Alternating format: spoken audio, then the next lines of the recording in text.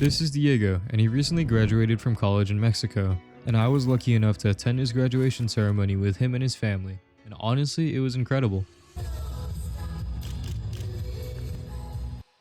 However, his life didn't always include such grand celebrations or even a formal education. Buenas tardes, mi nombre es Diego, tengo 17 años, yo soy de Bogotá. See, Diego grew up in one of the poorest towns in all of Mexico, where he and many others had no access to any sort of learning. No classrooms, no teachers, no textbooks. No future in sight and no opportunity to dream bigger. It wasn't because they lacked intelligence or ambition, but rather it was because they lacked access. Just like Diego, there are hundreds of millions of kids worldwide who have absolutely zero access to any form of education. So why is this happening? Why are millions of children born into a world where education is a privilege instead of a right? And more importantly, what can be done to change it? Well, a team of us from Back to School Together wanted to see this for ourselves. We packed our bags and flew over to a rural town in Yucatan, Mexico, where we hosted a free summer camp for kids, teens, and young adults. The camp was supposed to be an opportunity to inspire them and let them shine, but it was also to understand the barriers that they face and how those barriers shape their opportunities compared to us students back at home.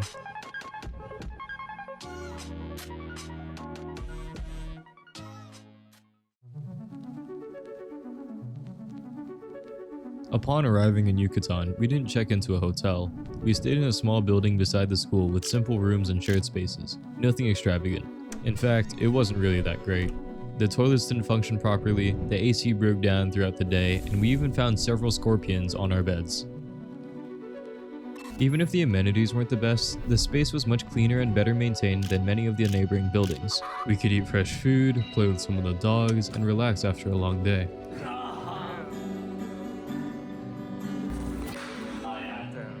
In this town, our living environment was considered a luxury, and it was generously provided to us by Pastor Kyle. I am Pastor Kyle. While my title is director of a nonprofit or missionary, I really feel like I've been called to be a pastor, to be a father to the fatherless, to walk with children from when they're born till they reach their dreams, their purpose and the plan in God. And it takes a long walk together through the desert. I first met Pastor Kyle while attending a sermon at a small church in Yucatan. Because something very important is happening in the kingdom of God right now. We sat together, we worshiped together,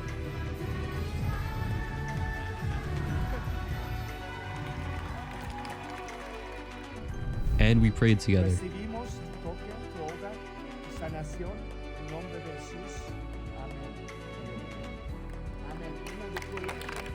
His presence was felt everywhere, in the people, in the society, in the way everything seemed connected.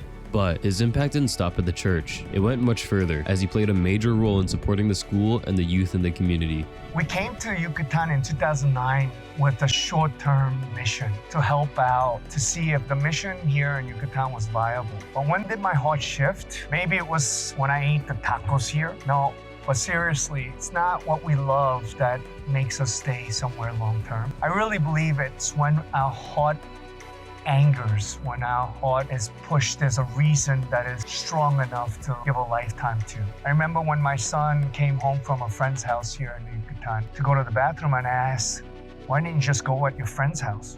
But then I realized his friend didn't have a working bathroom at their house. I could not believe it in the 21st century that children are still living without basic necessities. It broke my heart so much. I didn't want my child to grow up in that kind of environment. And to have children my son's age who are suffering, who are battling such high-risk conditions broke my heart.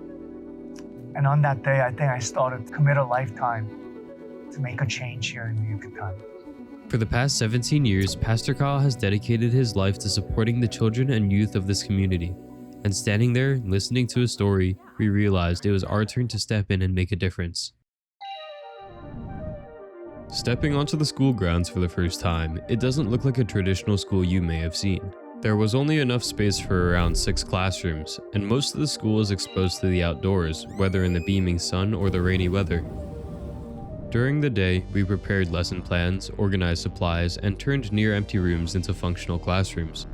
Although things were going smoothly on our end, many of the students didn't live nearby. Some lived hours away in smaller villages scattered across the rural lands.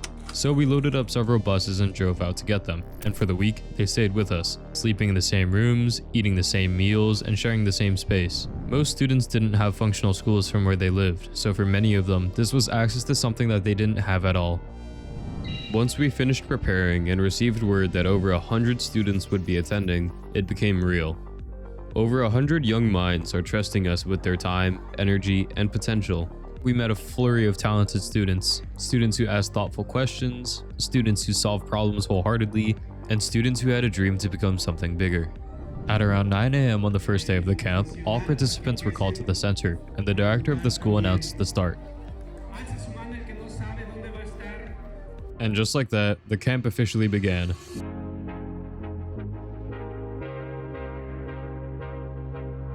Throughout the week, the campus was filled with warmth and laughter. We taught math through games and challenges. We drew murals and created fun crafts for everyone. Music echoed through the classrooms. Dance routines formed under the hot Yucatan sun. And even a Squid Game-inspired class turned into lessons about physical activity and teamwork. Their faces were full of joy, excitement, and confidence. But it didn't always start that way. Initially, the first day was difficult. Students were quiet. Some avoided eye contact, some seemed distracted, some grew bored very quickly. At first, we questioned ourselves. Was it the lesson plans, the structure, the language barrier? But then we realized something deeper. What we were lacking wasn't better organization, it was connection. Without truly understanding our students, their backgrounds, their struggles, and their passions, it was impossible to fully meet their needs. But things changed. Rather than talking among ourselves, we spent more time with the students outside of lesson times. We sat beside them during meals, we played basketball with them in the evenings, we visited the nearby town with them, and we laughed with them instead of just instructing them. These actions and getting to know each student personally helped change the environment. The shy students began raising their hands, and the bored ones leaned forward in their chairs. We played some math games, and each student was excited to rush to the board or yell out their answers. When we saw the students' newfound confidence and enthusiasm, we realized that education is not just about the curriculum. It's about making sure that each student is seen and heard. And once that connection was there, everything else started to fall into place. Not just in one classroom, but in all of them. Hey guys, my name is Daniel Shin. I am currently the director of the California chapter for BTST. I have currently 3 years of experience and I went on 3 trips. During my trip of 2025, I taught Algebra 2 to high school students of age from 16 to 20, I believe. And for electives, I taught music to elementary students. Definitely at first it was hard. There was a language barrier and they weren't really involved, especially in mathematics, but you have to open up to them eventually. Like in the first 2 days, it might be a little rough, but starting from the 3rd day, they really open up to you. Other than the language barrier, as long as you make your lessons engaging and you can just grab their attention somehow, some way, it's a great class. For music class, it can kind of divide it into levels where there's like the actual playing stage and there's the scale / identifying which note is which note. And since this is the elementary class, like having them actually play an instrument is pretty rough. So we started with like teaching scales, like what's the name of the note, and then we also did rhythm practice. So the elementary kids did try how to play like no finger, just open strings, because especially violin form is really important and I didn't want to put pressure on them by like trying new fingers. So yeah, all they did was open string, but I did play a few songs for them. I don't know if you guys know about Golden by Jake, but I did play Golden Hour for that. And yeah, that's what we did for the entire class. Hi, my name is Dominica Ravi. I am currently a senior at Fairfax High School, and at the 2025 BTST trip, I taught middle school math, and I also taught a traditional Indian dance called Kuchipudi to the entire camp, including volunteers and staff. It was hard at first because I wasn't sure if they would be interested in what I wanted to teach them. But what really helped was I did a mini introduction saying here are just the basic steps about the dance, and some of the other volunteers who were helping me translate helped a lot because they would encourage the students, because they knew them personally, they would encourage the students and kind of help them to come back to focus. And I think after that they got the hang of the first couple steps, they just started to have fun and just really get along with each other. And I also went through the lines, helping them out personally, especially with little kids who asked me or were just struggling a little bit, just so they didn't feel like they were left behind or anything. Basically, what I was teaching them is like the foundation steps of kuchipudi. At least that's what my teacher taught us. I was teaching them like about like the first 10 to 15 steps. They're just the very basic hand movements and leg movements that you should know and have memorized, that you slowly build off of and get into more like, I guess you could say like chunks called jettis. You combine all of these like smaller steps into actual rhythmic pieces, and then those build off into actual performance pieces with music attached to them. I was really happy once they started to come up to me and ask me questions about like how to do it and just like show actual interest in wanting to learn more. Because when I first came to the camp, I was really self-conscious and nervous that they wouldn't like it and that they would probably just sit through class trying to wait for it to be over to move on to the next activity. So when they started to come to me with questions and were really looking forward to the dance classes, I was elated. I was like honestly astonished that they were so interested, and I was really happy that I got to be able to teach them. My name is Jae-jin Grace Seo, and I am a founder of Back to School Together. Before Back to School Together, I started having a free math camp in 2018. I went there 6 times. So my husband and I helped the elementary school math. And then in the afternoon, we created some fun afternoon activity. That's speed game. So I dressed up as Young-hee and my husband dressed as number 456. And it was the first time trying to have that games, but it was really fun. So I want to continue it. You know, I thought in the curriculum or breaking the ice is hard, but the problem is my language. I got the help from Google Translator. It helps just temporarily. But Principal Solomon came to the class to help, and then other teachers. At first, the local teachers, they were a little bit shy, but the later they actively participate in helping our sessions. That was the biggest help and support ever. Then after a first and second day, and then kids are getting more involved, and then I can see how much they like it. Then that helps. So first we did 무궁화 꽃이 피었습니다. Like, you know, if I say it and then they're moving and then stop. And second, 강강술래. So we hand in hand, 이 강강술래. And then all the, you know, they just and the 줄다리기, you know, 영차. 딱지치기. Everybody's practiced so hard, and then they try to analyze which 딱지 is the best. And then they said sometimes they mark on it. Everything is just so much fun. I'm happy too. And I taught middle school math as well as the art class. In the art class, it was a bit difficult at the start, of course, because we didn't really know each other and spoke different languages. I think something that really helped was the crafts we created, especially takji. I wanted to create something fun for them, and since the Squid Game class also needed some takji to be made, I thought it'd be a great idea for the students to make them in class. I taught each of them how to create them, and once we were finished, they all laughed as they tried to flip over each other's paper squares.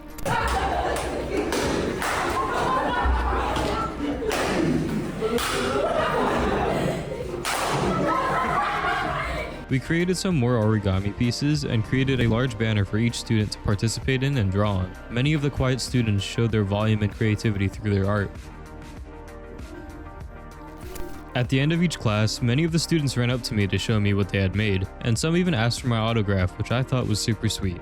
Each and every subject helped to build a connection between us and the students, and from their laughter, smiles, and increasing test scores, we knew that we were making a difference. As the week progressed, I began reflecting on what we had witnessed. I noticed how many students talked about helping their families work. Some mentioned missing school to earn money. Some spoke about responsibilities at home that came before homework. And some spoke about not being able to afford school at all. People born in more impoverished areas are 8 times more likely to be out of school than others who are more fortunate. Globally, over 270 million children and youth are still out of school. When survival is the priority, worrying about paying for food and shelter makes education a luxury, and that is not a choice that children should have to make. The fact that we had to drive hours to gather our students shows a lot. These students don't have schools near where they live and can't afford to spend hours going to school each day. Furthermore, in many parts of the world, more than 20% of schools lack basic services such as clean water, sanitation, or electricity. We felt that for ourselves. Faulty water systems, unreliable electricity, and classrooms exposed to intense heat. If a school environment makes it difficult just to sit comfortably, how can we expect students to thrive? Being able to consistently access and be safe within school is a big privilege.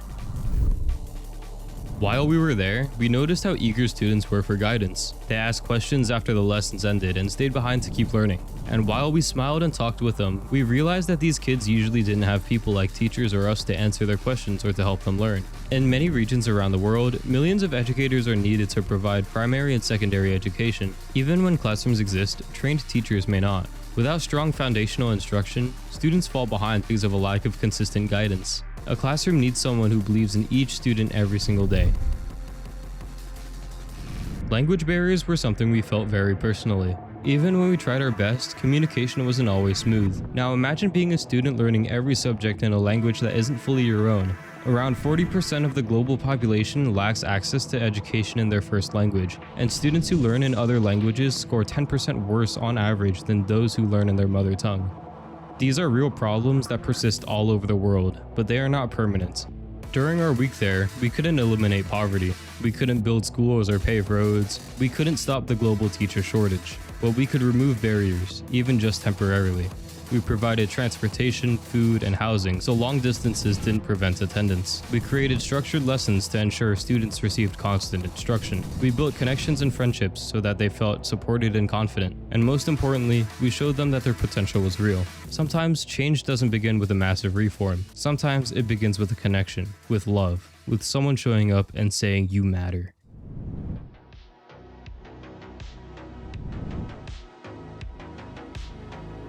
At the end of the week, we held a graduation ceremony. One by one, students walked up to the stage beaming with pride. They were smiling, laughing, and standing much taller than they had on day one. For some families, this was the first time they had seen their child celebrated academically. For some students, it was the first time they had been recognized for what they achieved. But for me, it felt personal. I wasn't just watching students graduate. I was watching kids that I had laughed with, learned from, and grown close to step into something bigger. I felt proud, genuinely proud of each and every single one of them.